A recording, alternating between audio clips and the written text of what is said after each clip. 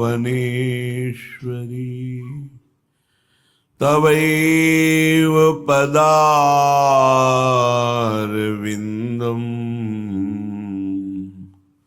प्रेमामृतैकमकरन्द रसौघपूर्णम्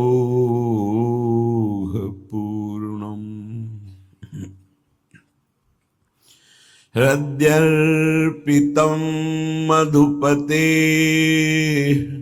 स्मरतापमुग्रम्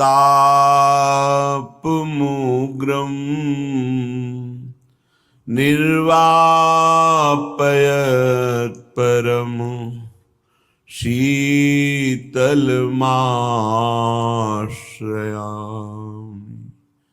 परम शीतलमाश्रयामि।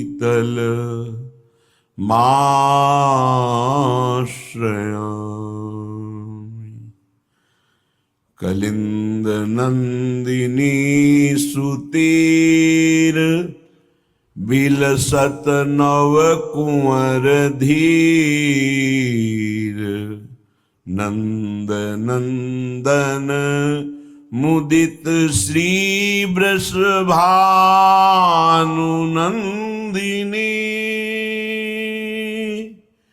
नंद नंदन मुदित श्री वृषभानुनंदिनी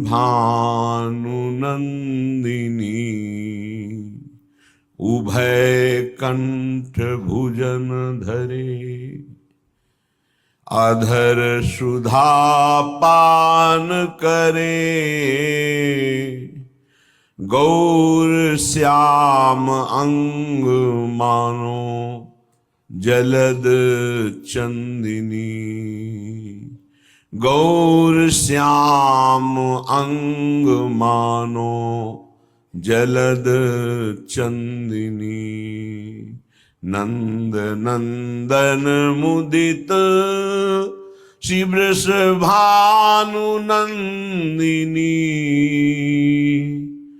मुदित श्री वृषभानुनंदिनी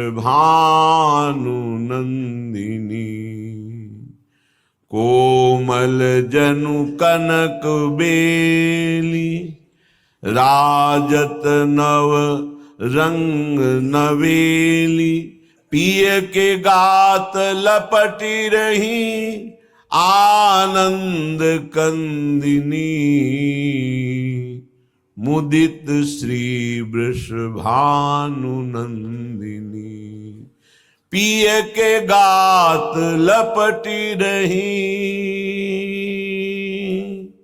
आनंद कंदिनी आनंद कंदिनी सरस सुरत सुखन भरे अधर सुधा पान करें नागरी दास न्यो छावर ये रसिक बंदिनी वृषभानुनंदिनी आनंद कंदिनी जैसे जलद चंदिनी। जो श्री लाडली लाल का आश्रय ले लेते हैं और प्रयास करते हैं कि निरंतर हमारा भजन हो, तो त्रिभुवन में कोई ऐसा पैदा नहीं हुआ कि उसका पल्लू पकड़ सके। मन रे भजिए नंद लला गृह कानन में रहो कहूं को पकड़त नहीं पला रे मन भजिए नंद लला। चाहे घर में हो, चाहे रास्ते में हो, चाहे जंगल में हो, कोई ऐसा पैदा नहीं हुआ जो तुम्हारा पल्लू पकड़ सके यदि तुम रात दिन प्रभु का आश्रय लेकर भजन परायण हो। वेद पुराण सुमृतियों भाखें और कछु न भला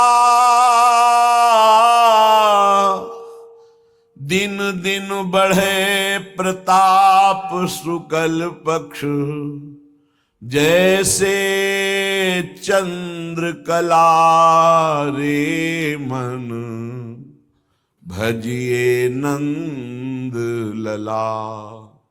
वेद पुराण स्मृति संत ये सब एक स्वर में कह रहे हैं, जिसने प्रभु का आश्रय लेकर भजन किया उसकी संपत्ति, उसका यश, उसका सुख, उसका प्रताप रोज का रोज ऐसे बढ़ता है जैसे शुक्ल पक्ष में चंद्रमा बढ़ता है, ऐसे बढ़ता है। काको धन काके पशु मंदिर, काके सुत अबला, थिर नाही कछु दामोदर हित, जग में चली चला, जग में चली चला। इसलिए रे मन भजिए नंद लला। पत्नी में, पुत्र में, घर में, धन में आसक्त होकर के हर्षित मत होइए, ये सब छूट जाएंगे। इस संसार में किसी को नहीं टिकना, सबको जाना है।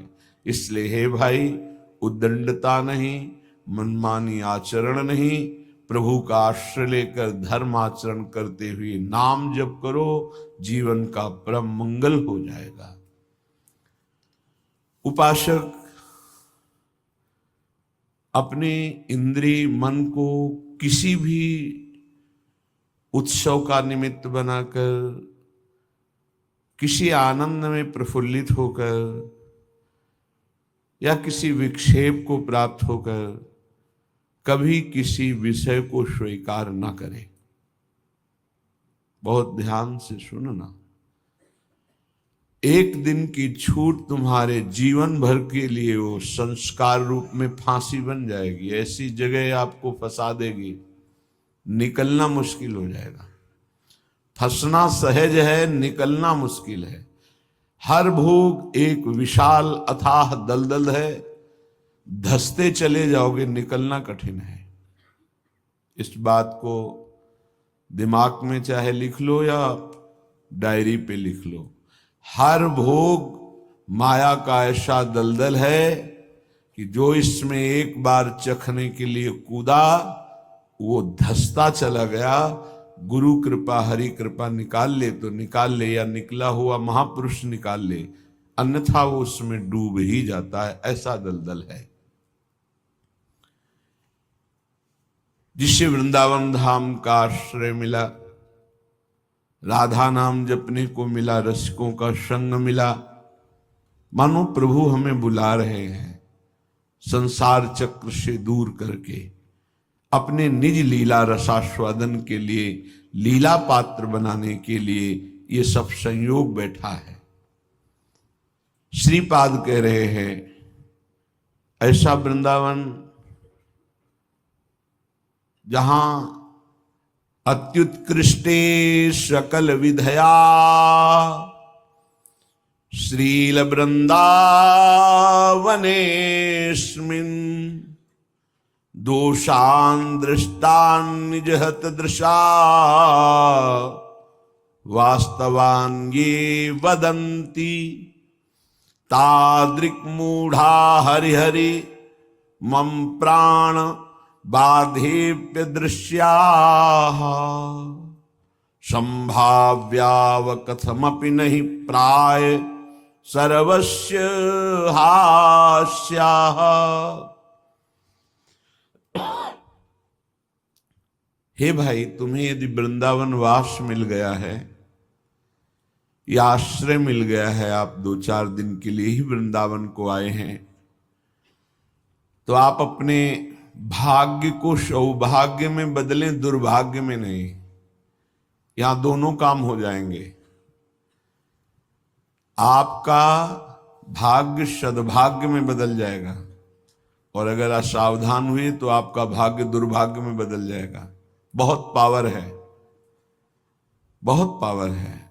जीव ही आप असत वृत्ति करेंगे तो वही पावर आपको असत की तरफ बढ़ा देगा। ध्यान रखना, भगवान की छाती से धर्म का प्रादुर्भाव हुआ है, भगवान की पीठ से अधर्म का, और दोनों भगवान से ही प्रकट हुए, धर्म और अधर्म, और दोनों सामर्थ्यशाली हैं। पीठ जो भगवान से विमुख हैं उनके ऊपर अधर्म का, और जो भगवान के सन्मुख है उनके ऊपर धर्म का प्रभाव पड़ता रहता है। तो सीधा हम वृंदावन आ गए, लेकिन दुर्भाग्य की रचना कर डाली। क्या? यहां के वासियों की निंदा करने लगे।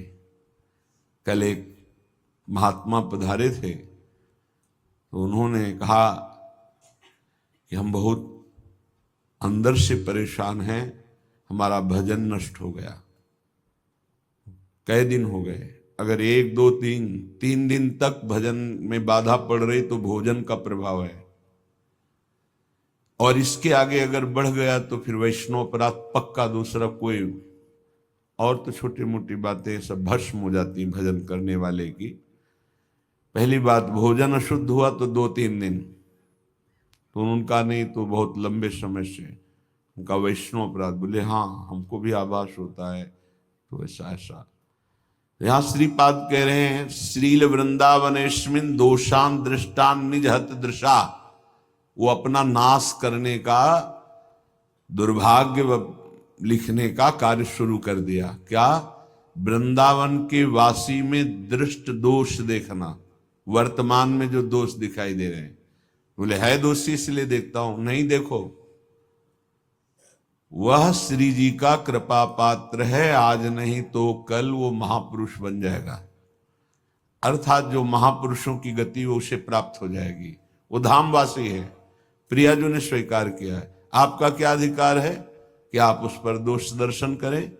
तो कह रहे हैं जो वृंदावन धाम में वास करते हैं उनके दृष्ट दोषों को दिखाई दे रहा है। ऐसा नहीं कि नहीं दिखाई दे रहा, आप आरोप लगा रहे हैं, दिखाई दे रहा है। दृष्ट दोषों को सत्य मान करके वर्णन करते हैं, उनकी निंदा करते हैं, तो आपका भाग्य दुर्भाग्य में बदल जाएगा। यदि आप ये विचार करके कि श्री जी के लाड़िले हैं, इनकी बाहरी बात है पर इनके ऊपर बहुत कृपा है, आज नहीं तो कल ये सब सुधर जाएंगे क्योंकि लाडली जी के कृपा पात्र हैं, बात बन गई। ऐसे मूर्ख लोग अपना संकट स्वयं चयन कर लेते हैं। जो दूसरों की, वृंदावनवासी की दोष दृष्टि से निंदा आदि करते हैं, बहुत निकृष्ट बात है, इसे कभी स्वीकार न करें। सच्ची कहते हैं, देखो अपने सब पावन भूमि में बैठे हैं, निंदा तो अपनी करनी चाहिए। अंदर से देखो, ईमानदारी से देखो, जो हमारे अंदर कूड़ा करकट है इसकी निंदा करनी चाहिए कि मैं बहुत नीच हूं, हम पर इतनी कृपा है लाडली जी की, इतना दुलार कर रहे हो, हम उनकी दुलार को ठुकराए चले जा रहे हैं। वो कह रहे हैं दाहिने चलो, हम बाएं बढ़ते चले जा रहे हैं, पर वो कृपा ही करती जा रही है। हम कभी एकांत में बैठकर नहीं रोए मैं कितना नीच अपराधी हूं कि अपने इतने करुणा में स्वामी का विरोध कर रहा हूं, उनके विरुद्ध चल रहा हूं, जबकि प्रतिकूलस्य विसर्जनम, बिल्कुल विसर्जन कर देना, आज के बाद कोई गलती नहीं होगी। पर हम गलती पे गलती करे जा रहे हैं। श्री जी इस बार माफ कर दो, आगे से फिर किया, श्री जी इस बार माफ कर दो, फिर वही वो माफ करती चली जा रही, हमसे गलती होती। जब हम ये देखेंगे तो हम दूसरे को देखने लायक ही नहीं। हम क्या दूसरे को देखें? हम अच्छे हों तो दूसरे को देखें, और जब सच्चाई में तुम अच्छे हो जाओगे तो दूसरे के दोष नहीं दिखाई देंगे, सब में अपने प्रभु दिखाई देंगे। इसलिए श्रीपाद कह रहे हो, मूर्ख लोग अपने संकट को बुलाते हैं, संकट का निर्माण करते हैं। ये बहुत भयावह बात है कि किसी वैष्णव या किसी वृंदावनवासी की निंदा बिल्कुल भूल कर मत करना। ये ब्रजवासी जन भगवान के लाडले हैं। देवराज इंद्र को भ्रम हो गया, घुटनों पे आ गए, तब भगवान ने क्षमा किया, जाओ त्रिभुवनपति घुटनों पे बैठे थे इसी रज में। ये जो गोविंद कुंड है ना, घुटनों के पर थे, नाथ क्षमा कर दो, जाओ। ऐसा अहंकार मत करो कि तुम्हारे द्वारा पूरी सृष्टि चल रही है। ये ब्रजवासी हमारे प्राण हैं, अगर इनको कोई संकट तो फिर हम उसको महासंकट में डाल देंगे। हमारे ब्रजवासियों को कोई ना छेड़े। भगवान कह रहे मेरे प्राण हैं ब्रजवासी जन। देवराज इंद्र से ज्यादा नाराज नहीं हुए। कारण जानते हो?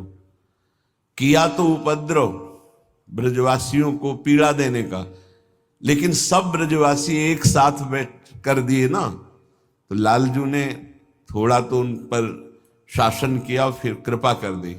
लेकिन ब्रह्मा जी के ऊपर कृपा नहीं की, क्योंकि अलग कर दिया। ये उपद्रव किए पर सबको इकट्ठा कर दिया, इसलिए ज्यादा इनको पढ़ के देख लेना। ज्यादा नहीं, बस इतना कहा तुम देवराज हो, सतोगुणी हो, अहंकार मत किया करो। लेकिन ब्रह्मा जी तो कांप के चले ही गए, भगवान मुस्कुराए नहीं। क्यों? ब्रजवासियों को अलग कर दिया। तुम ब्रह्मलोक में मायामयी सैया पे सुला दिया, हमारे प्राण प्यारे ब्रजवासियों का अपराध करते हो। तो आज तक ब्रह्मा जी का प्रवेश नहीं ब्रज में, बात समझ लो। वो मूर्ख हैं जो वृंदावन या ब्रजवासी जो वास कर रहे हैं उनके प्रति दोष दृष्टि करें। 12 वर्ष में तो सिद्ध हो जाता है, 21 वर्ष में क्यों नहीं परिवर्तन हुआ? जी गलती। तो जब हमारी गलती, तो हम दूसरों को क्यों दोष दर्शन करने वाली वृत्ति से देख करके निंदा करें, उनका अपमान करें? हमारे अंदर खुद इतनी ये गलत है, तो तुम क्या कर रहे हो? तुम भी तो गलत हो जो दूसरों का दोष दर्शन कर रहे हो। परमार्थ कहता है किसी के भी ना दोष देखने ना गुण देखने, सब में भगवत भाव देखना। संसारी पुरुष क्रिया देखता है, परमार्थ का पथिक कारण देखता है। कारण श्री हरिवंश बनम, क्रिया नहीं देखता है। क्रिया देखने वाला संसारी होता है। श्रीपाद कह रहे वो मूर्ख लोग संकट की स्वयं रचना कर देते हैं। अच्छा, ये कोई पाप नहीं है कि क्षय हो जाएगा तो आप मुक्त हो जाएंगे। ये अपराध है, वैष्णव अपराध। ये तभी क्षय होगा जिस वैष्णव से अपराध मना है उससे क्षमा याचना हो जाए, नहीं तो, या फिर आपको पता नहीं तो गुरुदेव क्षमा कर दे, जाओ कोई अपराध नहीं। तो अखंड मंडलाकारम व्याप्तम चराचरम, गुरुदेव सब में व्याप्त है, हर अपराध क्षमा कर सकते हैं वो। गुरुदेव अगर कह दे जाओ कोई अपराध नहीं, तो कोई अपराध नहीं। गुरु महिमा बहुत बड़ी है। मंत्र मूलम गुरु वाक्यम, मोक्ष मूलम गुरु कृपा। हर अपराध से मुक्ति के लिए गुरुदेव है। गुरुदेव मुझे पता नहीं क्या अपराध बन गया, लेकिन है कोई अपराध, क्षमा कर दो। उन्होंने कहा जाओ कोई अपराध नहीं, तो पूरी सृष्टि का अपराध क्षमा हो जाएगा। गुरुदेव में ऐसी सामर्थ्य, वो भगवान का साक्षात कृपा वपु है। कभी किसी को ऐसा महसूस हो तो अपने गुरुदेव भगवान से क्षमा मांग ले। अगर नहीं पता चलता कि किस वैष्णव का अपराध बना है तो गुरुदेव से क्षमा मांग ले। श्रीपाद कह रहे हैं ऐसे व्यक्ति हमारे चाहे प्राण संकट में पड़े हो, कभी समीप ना आवे, मैं इनका दर्शन न करूं और इनका संभाषण न सुनूं। जो संतों की, ब्रजवासियों की, वैष्णव की, भगवत भक्तों की निंदा करते हैं, ऐसे लोग हमारी दृष्टि में ना आवे, कभी हमारे कान में इनकी आवाज ना पड़े, और कभी प्राण संकट होने पर भी मैं इनकी सेवा स्वीकार ना करूं। क्योंकि ऐसे लोगों का विषय सेवन करना, दिया हुआ भोजन पाना, या उनके पास बैठना, या उनकी दर्शन करना, इस सारे साधन को हास्यास्पद बना देते हैं। उपहास योग, अर्थात कुछ नहीं रह जाता जो ऐसे लोगों का संग करता है। अपराध नहीं, निंदा नहीं होनी चाहिए, बहुत सावधान। पूज्य श्री चंद्रशेखर बाबा जी महाराज वो कहते थे कि ब्रजरज, ब्रजलता और ब्रजवासी, इन 3 से श्रद्धा बिगड़ गई तो बात तुम्हारी बनेगी नहीं। उनके श्रीमुख के शब्द थे कि तुम रेगिस्तान में वास कर लो तो तुम्हारा कल्याण हो सकता है, लेकिन ब्रजवासी, ब्रजरज, ब्रजलता, इनका अपमान अपराध करोगे तो वृंदावन में तुम्हारा कल्याण होने वाला नहीं है। वो डायरी में लिखा हुआ पूज्य चंद्रशेखर बाबा जी महाराज। वे भी 25 वर्ष पहले की बात, प्रारंभ में ही दर्शन के लिए तो यहां श्रीपाद कह रहे हैं ऐसे मूर्ख लोग अपने संकट का स्वयं निर्माण कर लेते हैं। किसी भी विषय में क्यों ना हो, जो वृंदावन वासियों की निंदा करते हैं उनका मैं दर्शन न करूं, कभी कभी संभाषण न करूं, कभी दिया हुआ कोई पदार्थ या विषय सेवन न करूं। उपासक को सावधान रहना चाहिए। अपना काम बनाने आए हो कि तुम यहां सृष्टि सुधारने आए हो? देखो तुम्हें पक्की बात बता दे, भगवान भी पूरी सृष्टि को नहीं सुधारे। जब अवतार लिया तो जो भगवान की शरण में हुए, सन्मुख हुए, उन्हीं का उद्धार हुआ। ध्यान रखना, चाहे काम से, चाहे द्वेष से, चाहे राग से, चाहे भक्ति से, कैसे भी अवतार के समय जो भगवान से जुड़े वो परम पद को प्राप्त हुए। भगवान के अवतार के समय हम लोग भी होंगे, कीड़ा मकोड़ा, दीमक, चींटी चीटा जो बने होंगे, तो हमारा उद्धार नहीं हुआ। जो सन्मुख हुए, नाम जप किया, उन्हीं का उद्धार हुआ। ये बात पक्की समझ लो। तो भगवान अवतार लेकर के जगत मंगल के लिए आए, पर जो भगवान की शरण में हुए, सन्मुख हुए, उन्हीं का कल्याण हुआ। तो आज भी भगवान हैं, उनका नाम है, उनका रूप है, उनकी लीला है, ये उनका धाम है। जो सन्मुख होंगे, ठीक से चलेंगे, वो भगवान को प्राप्त होंगे। बहुत भय देने वाला प्रसंग है आगे का। महाप्रभु चैतन्य देव श्री रघुनाथ दास गोस्वामी जी के ऊपर अपार कृपा की, तो बहुत ही वैराग्यपूर्ण जीवन आपने कल सुना। ये भगवान ऋषभ देव जी अपने पुत्रों को उपदेश कर रहे हैं। उसी श्लोक को महाप्रभु ने कहा कि गुरुर् न सास्यात् स्वजनो न सास्यात् पिता न सास्यात् जननी न सास्यात् दैवं न तत्स्यान्न पतिश्च सास्यान् न मोचयेद्यः समुपेत मृत्युम। वो गुरु गुरु नहीं है जो अपने शिष्य को भगवत प्राप्ति न करा दे, मृत्यु के पास से छुड़ाकर अमर पद न प्रदान कर दे। वो गुरु गुरु नहीं। गुरु न सास्यात्, वो कैसा गुरु जो अपने शिष्य को भगवत प्राप्ति न करा दे। वो कुटुंबी स्वजन नहीं है जो भगवान के भजन में ना लगा दे। अगर भगवान का भजन नहीं करने देता तो जाके प्रिय न राम वैदे ही तजिए ताहि कोटि बैरी सम जद्यप परम सने ही। वही कुटुंबी है जो भगवान के भजन में लगा दे। जो भगवान के भजन में विघ्न पैदा कर दे, भगवान में ना लगने दे, वो हमारा कुटुंबी नहीं, वो हमारा स्वजन नहीं, वो हमारा करोड़ों वैरियों के समान है।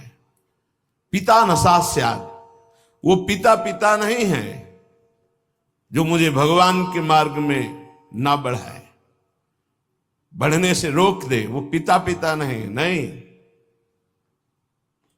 ये बड़ी उत्तम उपदेश वृत्ति भगवान ईश्वर। वही पिता है जो अपने पुत्र को भगवत प्राप्ति करा दे। सास्यात् जननी, वही मां है जो भगवान के चरणारविंद में अपने पुत्र की वृत्ति बढ़ावे। लेकिन आजकल तो माता पिता बालक को वही सिखाते हैं जिससे उदर भर जाए।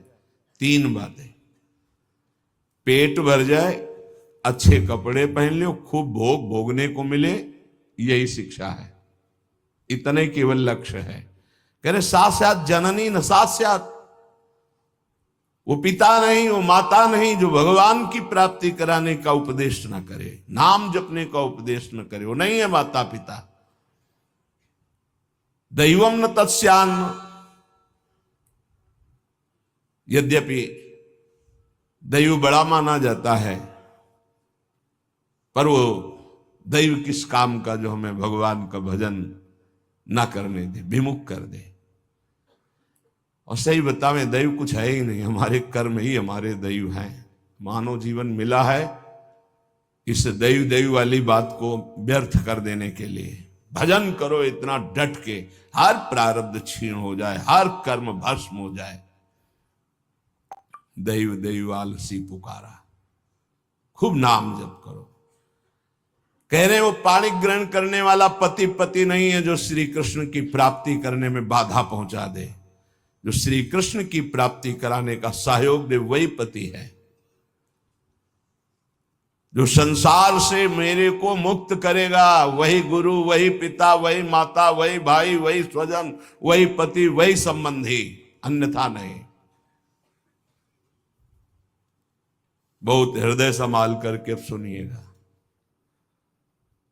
निष्किंचनस्य भगवद भजनोन्मुखस्य पारम परम जिगमिशोर भवसागरस्य संदर्शनम विषयिणामथ योषितांच हा हंत हंत विषभक्षण मतोप्य साधु। हे साधु विरक्त, बहुत खेद और दुख की बात कि यदि संसार रूपी समुद्र से पार जाने के लिए तुमने विरक्त भेष ले लिया, वैराग्य भेष ले लिया और विषयी पुरुषों का संग करते हो और विषयी स्त्रियों का संग करते हो, तो इससे अच्छा है कि जहर खा के अपनी शरीर की वृत्ति पूरी कर देनी चाहिए।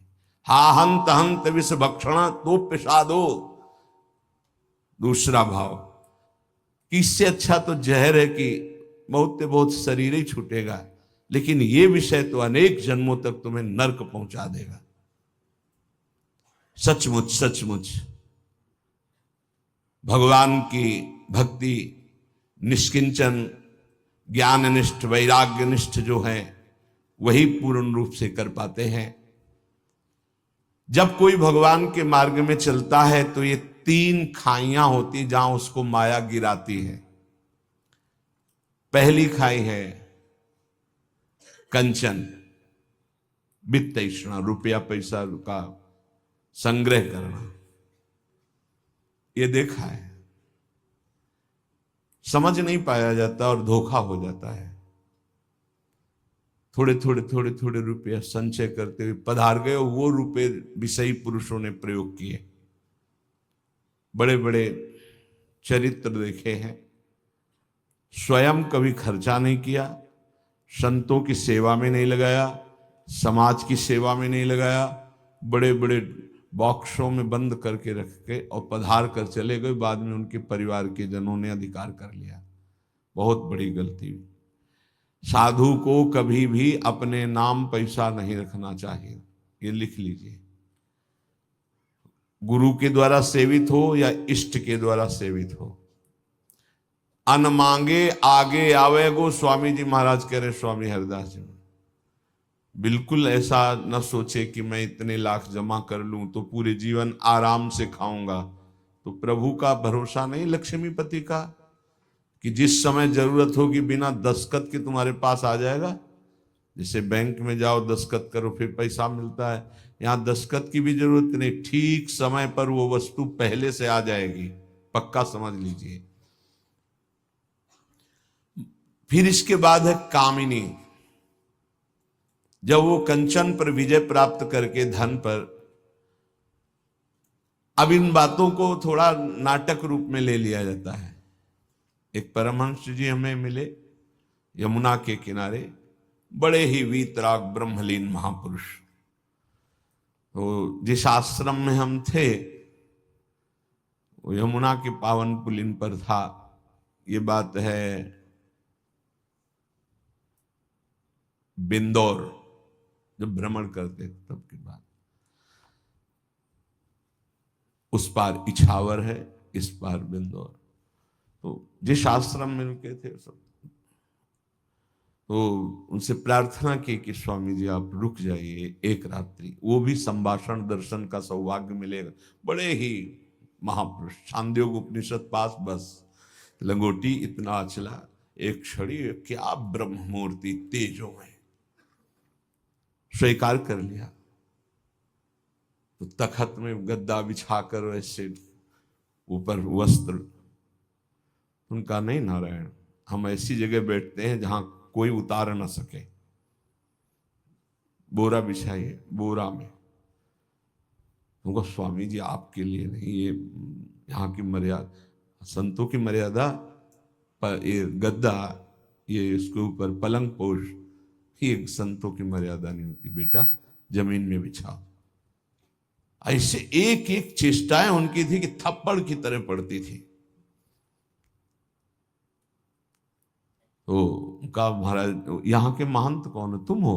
उनका नहीं महाराज जी, हम तो यहाँ विचरण करते हैं। अच्छा अच्छा अच्छा, यहाँ के महंत कौन? उनको बाहर गए हुए हैं। पर महाराज जी वो भी बहुत त्यागी, पैसा नहीं लेते, पैसा नहीं लेते। इतनी जोर बालवत हंसे कस के, बोले आश्रम उन्हीं का है? कहा, जी पैसा नहीं लेते। नहीं तो ये कैसे चलता है?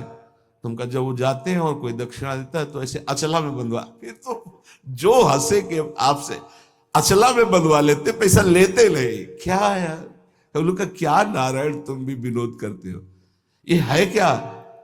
तुमका सही महाराज जी बोले जब यहाँ आते हैं तब तो उनका जो सेवा में रहते हैं वो खोल लेते हो, फिर ऐसे काल।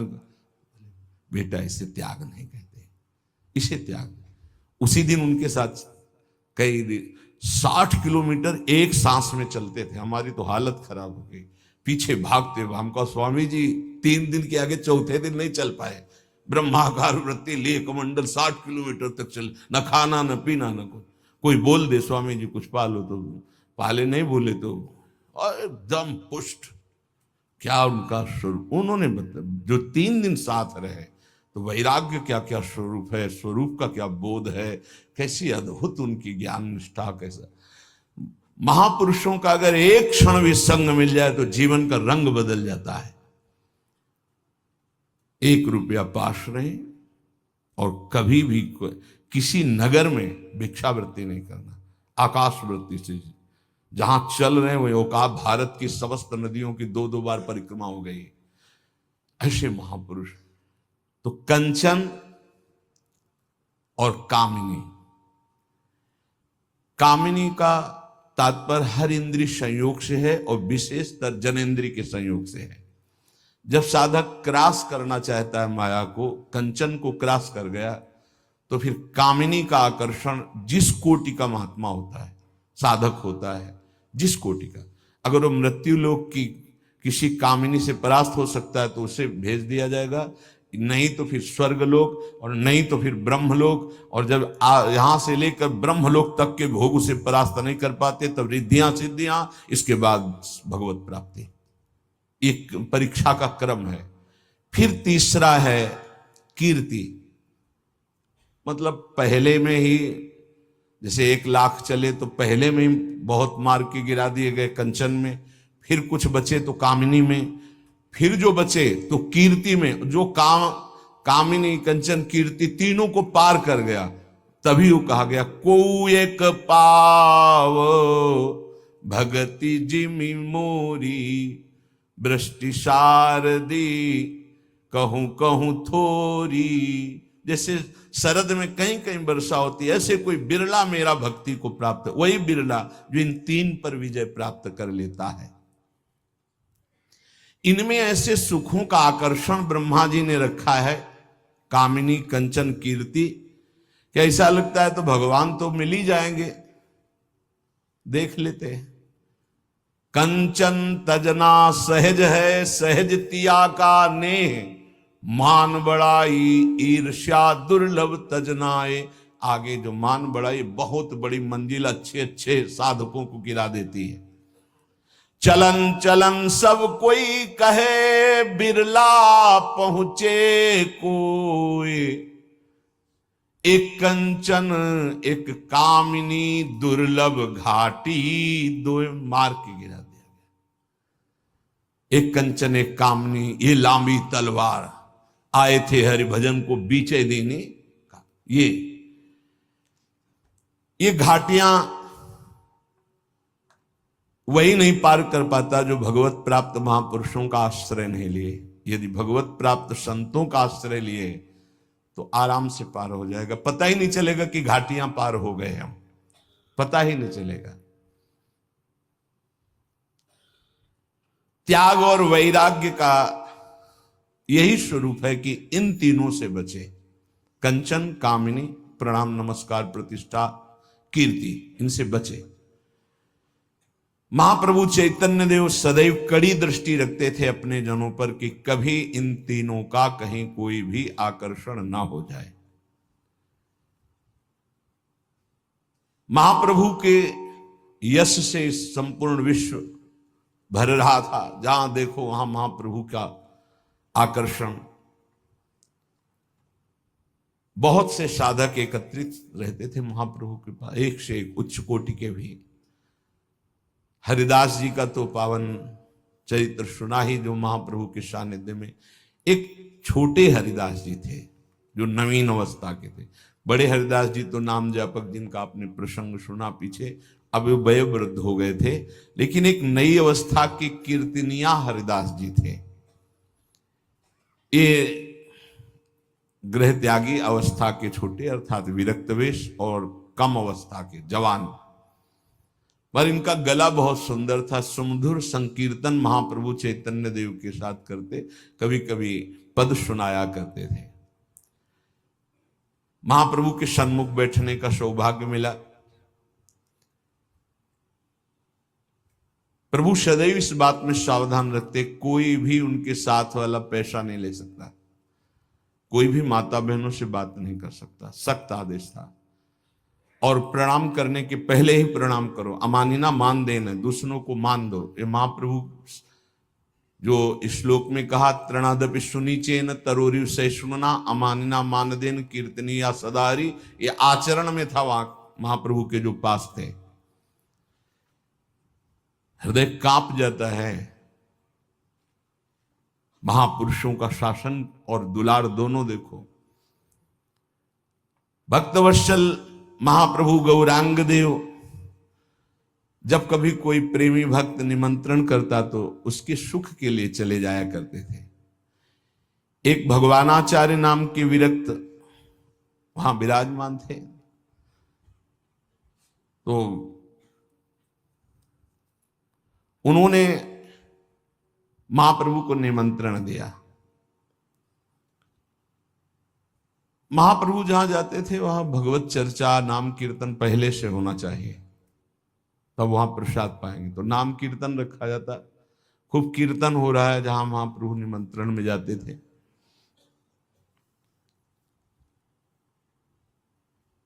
जो निमंत्रण किए थे उनके छोटे भाई का नाम गोपाल भट्टाचार्य था। दूसरे उस शारीरिक वेदांत भाष्य स्वरूप बोध की बात, बहुत बड़े विद्वान थे। वेदांत भाष्य सुनाना उनका स्वभाव पड़ गया था, वेदांत। लेकिन जब उन्होंने महाप्रभु को देखा तो भूल गए वेदांत और श्री कृष्ण चरणारविंद की रति को प्राप्त हुए। महाप्रभु ने उनको बताया कि भेदाभेद अचिंत्य भेद, भेद से अभेद और अभेद से अचिंत्य भेद, ये श्री कृष्ण भक्ति का स्वरूप है। भेदा अभेद, भेद से अभेद अद्वैत, और अद्वैत से द्वैत, ये प्रेमी जनों की स्थिति होती। इसीलिए ज्ञानी नहीं समझ पाते, वो केवल द्वैत से अद्वैत तक पहुंचते हैं। आगे अद्वैत से द्वैत का भाव प्रेमी जन, जो श्री कृष्ण चरणारविंद के अनुरागी हैं, वो उस स्थिति में होते हैं। भगवानाचार्य जी ने जब निमंत्रण दिया, सुंदर सुंदर भोग पदार्थ जगन्नाथ जी के प्रसाद के और घर के, उसे महाप्रभु पाते। तो एक सिखी माहिती नाम की महामहिम भजनानंदी, उनके मुरारी नाम के एक छोटे भाई और माधवी नाम की एक बहन, जो दोनों, जो माधवी नाम की वो बड़े विरक्त भाव से भजन करती, जो विरक्त भाव से भजन, उनमें एक अलौकिक सौंदर्यता भी आ जाती है। तीनों महाप्रभु के निज जन, तीनों इतने स्नेही। माधवी जी तो बहुत तपस्विनी और भजनानंदी महाप्रभु के चरणों में अनुराग था। महाप्रभु ने श्री जी की सखी मानते थे। स्वरूप दामोदर राय रामानंद जी सिखी महती और माधवी देवी ये विशेष कृपा पात्रों में। भगवानाचार्य जी ने प्रभु को जो निमंत्रण किया तो उसमें बहुत सुंदर चावल आए महाप्रभु को पवाने के लिए। पर वो छोटे हरिदास जी माधवी जी के पास, वो एकांत रहती थी, उनसे जाके लाए। महाप्रभु के सामने भोग परोसा गया। आचार्य हाथ जोड़ करके पाओ, महाप्रभु से प्रार्थना की, पाओ प्रभु, भोग पाओ। महाप्रभु की दृष्टि बदलती चली गई, एक रुद्र दृष्टि आने लगी। ये ऐसे सुगंधित सुंदर चावल कहां से आए हैं? तो सरलता के साथ उन्होंने कहा माधवी देवी के यहां से आए। महाप्रभु का चेहरा लाल हो गया। कौन गया था माधवी के घर लाने के लिए? तो उत्तर दिया छोटे हरिदास जी।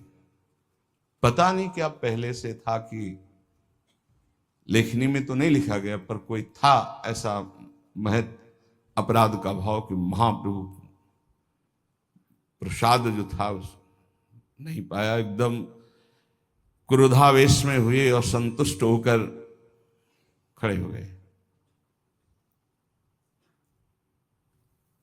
फिर गंभीर हुए, प्रसाद को प्रणाम किया, जरा किनका मुख में डाला और अप्रसन्न हो गए। सब एकदम शांत गंभीर हो गए कि ये क्या, महाप्रभु का तो स्वभाव ही ऐसा नहीं कभी गुस्सा करना। जरा सा किनका लिया, एकदम असंतुष्ट। गोविंद गोविंद गोविंद सेवा में रहते थे। हाँ महाप्रभु, मेरी आज्ञा का तत्काल पालन किया जाए। आज के बाद हरिदास कभी हमारे सामने, नेत्रों के सामने नहीं आना चाहिए, हम उसका त्याग करते हैं। ये शब्द बहुत बड़ी बात हो गई। आज के बाद ये छोटे हरिदास कभी हमारे सामने नहीं आने चाहिए और हम उनका त्याग करते हैं। अगर भूल से भी हमारी दृष्टि में पड़ गया वो, तो हम बहुत असंतुष्ट होंगे और इसका दृढ़ता के साथ पालन किया जाए, नहीं तो परिणाम कुछ और होगा। क्रोध में, आवेश में सन्न रह गए सब भक्त। ये कभी स्वरूप ही नहीं देखा था।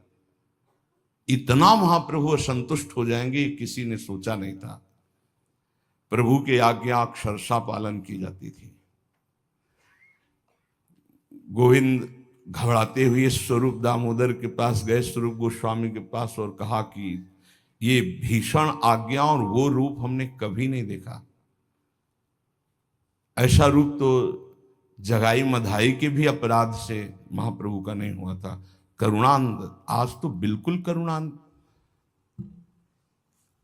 उन्होंने कहा ऐसा प्रभु आज्ञा तो कभी कर ही नहीं सकते, तो पतित पावन है। दौड़े दौड़े गोविंद और स्वरूप गोस्वामी हरिदास जी के पास गए, छोटे हरिदास जी से, और कहा क्या पहले भी कोई अपराध होते रहे क्या?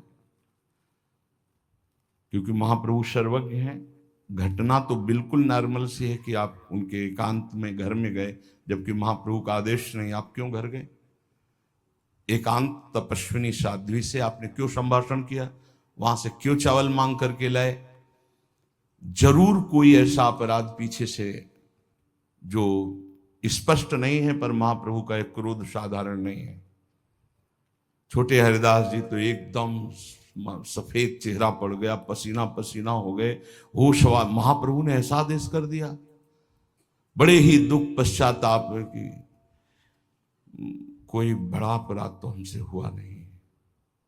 भगवानाचार्य जी ने हमसे कहा तो हम सोचा कि माधवी के पास चले जाते हैं, वहां से ले आते हैं। तो चावल की भिक्षा मांग लाए हैं। उनके बोलने का ढंग देखकर स्वरूप गोस्वामी और गोविंद समझ गए कि अंदर की कोई अपराध भरी वृत्ति, गुप्त अपराध है जो ये भी नहीं बोल पा रहे। महाप्रभु समझ गए। प्रभु कठोर दंड के द्वारा इनको पावन करना चाहते हैं, पर एक बार प्रयास करते हैं, बचा लेते हैं। प्रभु के पास गए और चरणों में गिर गए, गोविंद और स्वरूप गोस्वामी सब, और प्रभु आप तो करुणा स्वरूप हैं, हरिदास जी के अपराध को क्षमा कर दीजिए, क्षमा मिलनी चाहिए, प्रभु उनसे भूल हो गई, हम सब आपसे क्षमा मांग, बस एक कार्य कर दीजिए, उनको दर्शन से वंचित मत कीजिए। प्रभु ने कठोरता के स्वर में कहा, एक भी शब्द तुम लोगों ने अब कहा तो मैं इसी समय अलालनाथ चला जाऊंगा और किसी को भी आदेश नहीं करूंगा हमारे साथ चले। जो बैरागी होकर स्त्री का संभाषण, एकांत स्त्री मिलन करता है, मैं कभी जिंदगी में उसका मुख नहीं देखना चाहता। महाप्रभु ने बड़ा दीनता के साथ स्वरूप गोस्वामी, प्रभु जीव से ही भूल होती, क्षमा कर दीजिए। प्रभु माधवी भी तो भक्ति परायण है, क्या ऐसी भक्ता के दर्शन से इतना कठोर दंड? प्रभु ने कहा, कोई भी हो, क्यों भी, ये हम सब प्रार्थना नहीं सुनना चाहते, हमारा आदेश है, जो एकांत में स्त्रियों से मिलता है, संभाषण करता है, हमारे आदेश के विरुद्ध आचरण करता है, मैं कभी उसका मुख नहीं देखना चाहता, कोई भी हो, चाहे वो सगी माता हो, बहन हो, युवती हो, वृद्धा हो, हमारे आदेश का खंडन। एकांत में क्यों गए, एकांत में क्यों मिले, एकांत में क्यों संभाषण किया? चाहे कोई कितना बड़ा विद्वान हो, ज्ञानी हो, आज्ञा का उल्लंघन करेगा, माया आकर्षित करके भ्रष्ट कर देगी। मेरा दृढ़ निश्चय है, एक स्वर में कहता हूं, कोई प्रार्थना नहीं की जाए, उसको दंड भोगना पड़ेगा। अब किसी की हिम्मत नहीं पड़ी लौटकर हरिदास जी से कहे कि महाप्रभु बहुत क्रोधित हैं, बिल्कुल क्षमा नहीं कर रहे। उसी दिन से हरिदास जी ने अन्न और जल छोड़ दिया। कई दिन हो गए, ये अन्न जल नहीं पा रहे, प्रभु बिल्कुल असंतुष्ट हैं। स्वरूप गोस्वामी जी डर गए कि कैसे प्रभु से प्रार्थना करे तो प्राण त्याग देंगे। समस्त वैष्णवों को बुलाया जो साधक, और कहा, देखो हरिदास जी को कैसा दंड मिला है, इसलिए हम समस्त विरक्तों से प्रार्थना करते हैं, स्त्री संभाषण, स्त्री चिंतन, स्त्री अकेली स्त्री के घर जाना, भिक्षा लेना, कोई भी त्रुटि अब नहीं होनी चाहिए। हम महाप्रभु को असंतुष्ट नहीं देख सकते।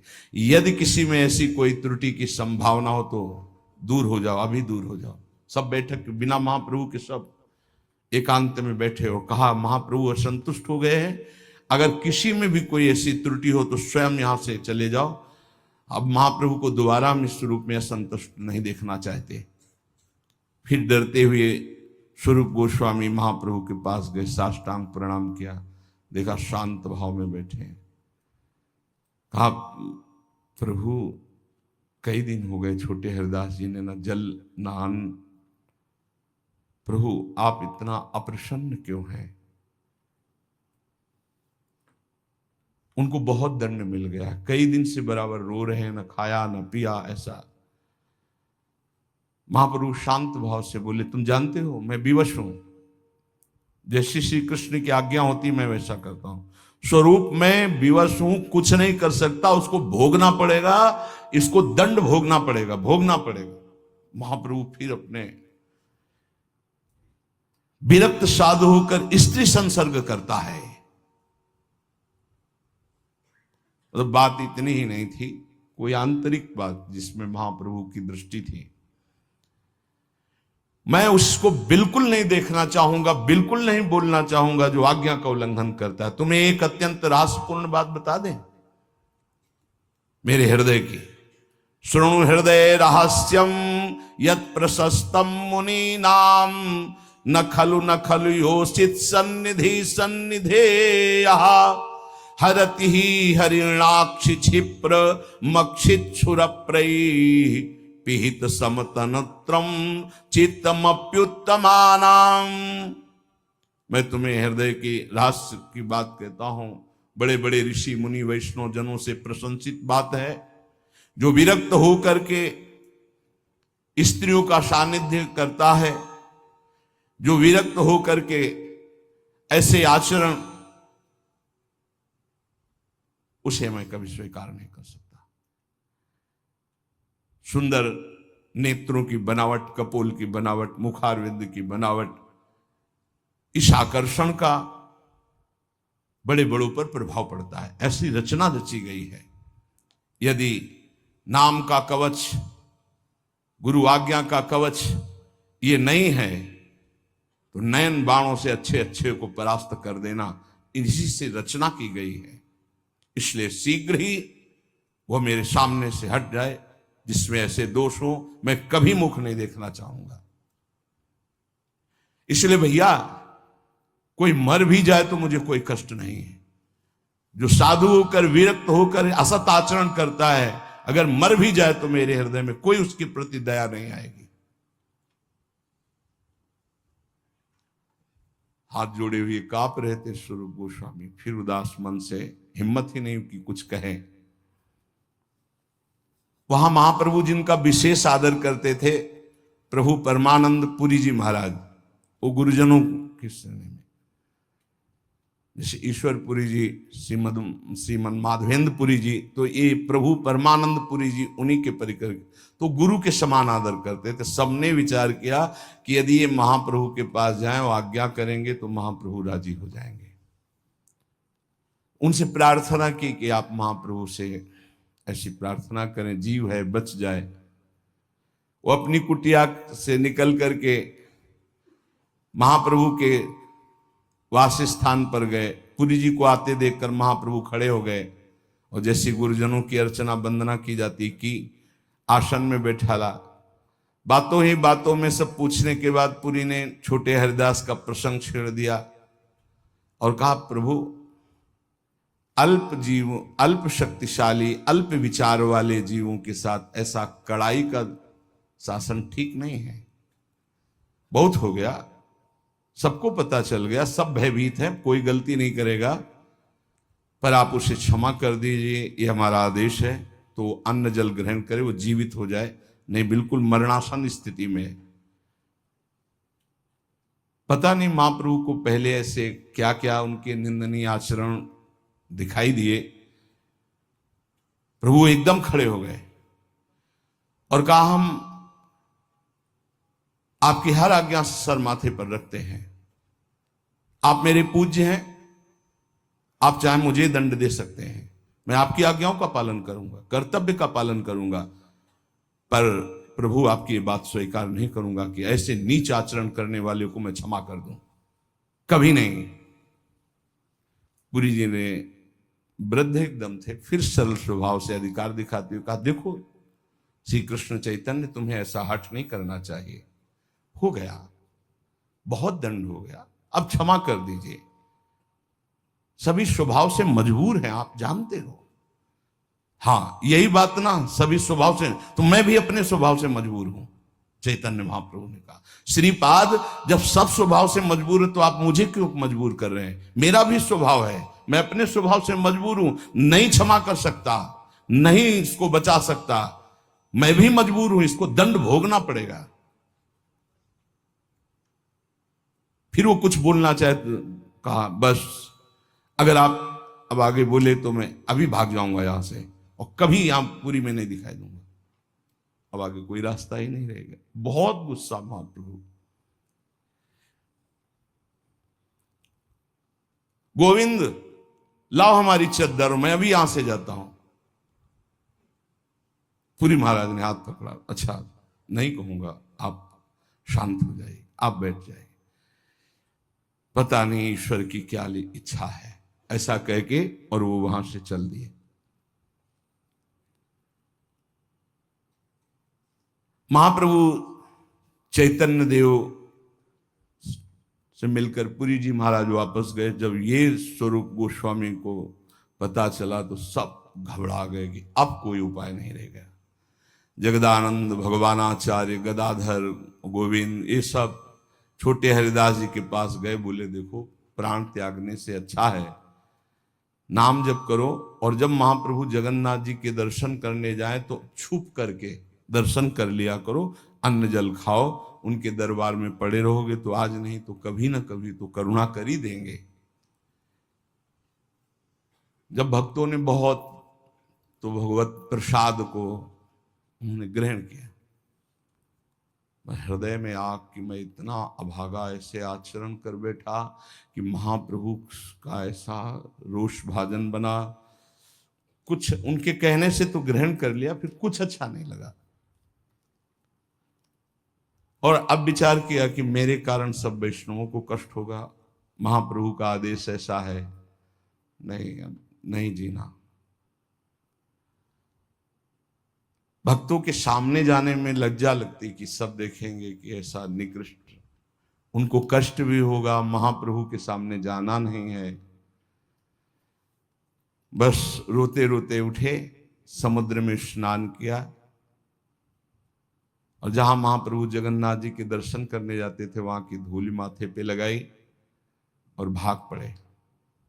जगन्नाथपुरी छोड़ दी, काशी होते हुए बिना कुछ खाए पिए संगम त्रिवेणी पर पहुंचे, प्रयागराज संगम, और कहा हे गंगा, हे यमुना, ये नीच पापी का पवित्र शरीर है, ये अपने गुरुदेव महाप्रभु चैतन्य देव के विरुद्ध वर्ताव किया।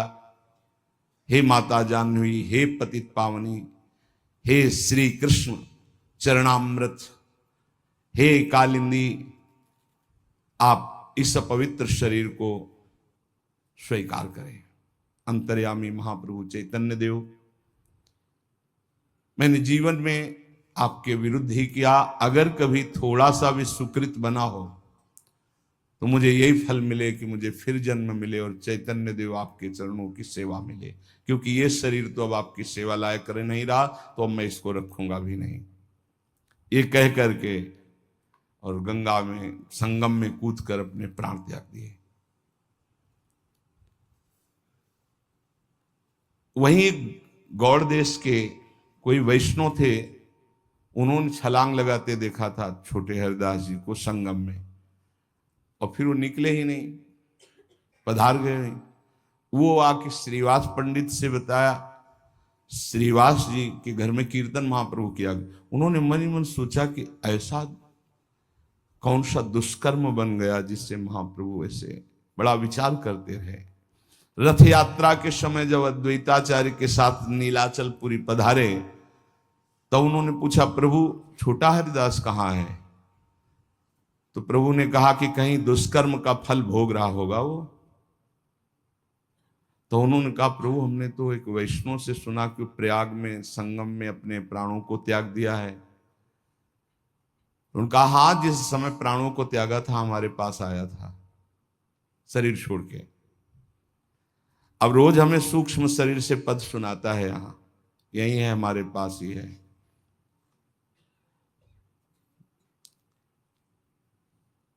इससे अच्छा है, जो दुष्कर्म कर रहा था उससे अच्छा है, शरीर छोड़ दिया, बिना शरीर के पद सुनाता है हमारे पास आकर के। तो कहा, प्रभु शरीर क्यों नहीं मिला? तो उनका आत्महत्या की इसलिए उसको शरीर नहीं मिला। अब वो एक तरह से प्रेत योनि में यहां विराजमान होकर के पद सुनाता है, बड़ा भयावह विषय है।